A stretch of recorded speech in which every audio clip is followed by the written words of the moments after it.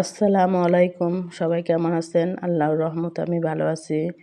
আজকে বানাবো টক ঝাল মিষ্টি জলফাইয়ের আচার। এই তো এখানে 2 কেজির মতন জলফাই সুন্দর করে পরিষ্কার করে নিয়েছি। মানে ডাঁটাগুলো ফেলে দিয়েছি।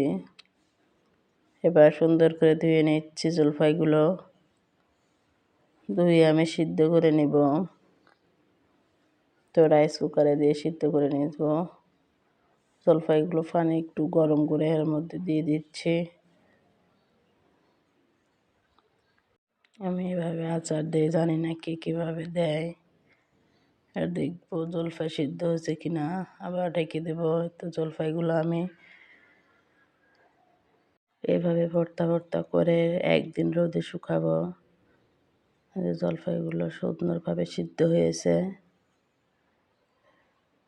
রোদে শুকায় একদিন, তারপরের দিন এই তো সরিষার তেল, তেজপাতা, এলাচ, দারচিনি সব দিয়েছি। একটু কালো জিরা দিলাম। জিরা দিয়ে তেলটা গরম হয়ে আসলে এর মধ্যে মশলা দিয়ে দিব।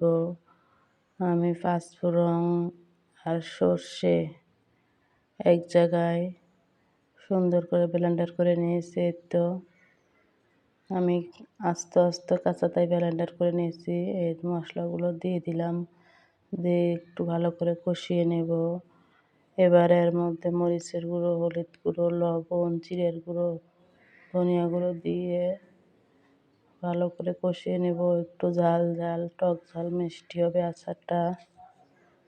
একটু কষানো হয়ে গেলে জলফাইগুলো দিয়ে আমি রান্না করে নেব। একটু দিয়েছি আমি এর মধ্যে গুড় দিয়েছি, এটা দেখানো হয়নি।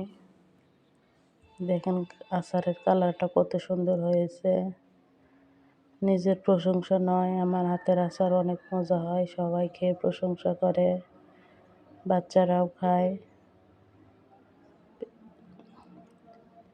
মিষ্টি মিষ্টি আচার, কালারটা কত সুন্দর হয়েছে। আমি আচারটা আবার রোদে সুন্দর করে শুকাবো। শুকাইয়ে আবার একটু গরম করব, এতে আচারের কালারটা সুন্দর হয়।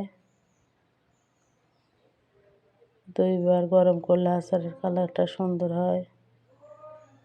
এই তো দেখুন কে কীভাবে আচার দেন সবাই জানায়েন। আর ভিডিওটা ভালো লাগলে লাইক, কমেন্ট, শেয়ার করেন। ধন্যবাদ সবাইকে।